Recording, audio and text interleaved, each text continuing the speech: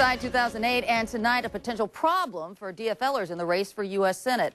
Our exclusive Rasmussen reports Fox TV's poll finds the top DFLer may not fare well against Republican Norm Coleman. Fox 9 political reporter Jeff Goldberg has the results, which show how this race is far from over.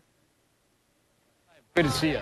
They both spend a lot of time talking about the senator they want to replace. Norm Coleman. But Mike Cerisi and Al Franken first have to face each other. Get people together. And that race is growing tighter with time. I want you out there. The new Rasmussen Reports poll has Norm Coleman defeating Al Franken 49% to 42%. But Mike Cerisi is closer, trailing only 3 points, with 43% to Coleman's 46%.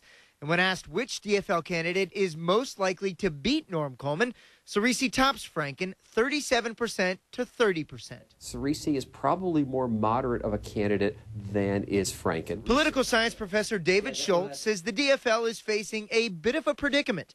On the one hand, there's Cerisi, who is lesser known but potentially more electable. Then there's Franken, who has high unfavorability numbers but can raise a lot of money and rally the Democratic base. That the candidate who might be the most electable candidate in a general election may not be able to survive the primary or the convention, and that becomes a dilemma. Responding to this poll, Cerisi says the results mirror others, quote, all of which continually show I am the candidate who can best beat Norm Coleman.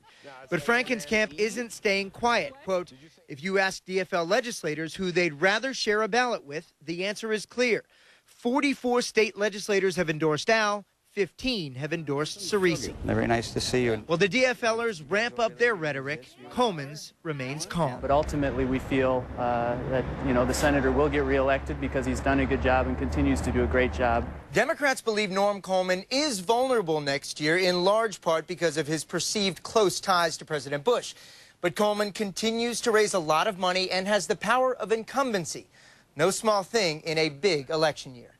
In the newsroom, Jeff Goldberg, Fox 9 News.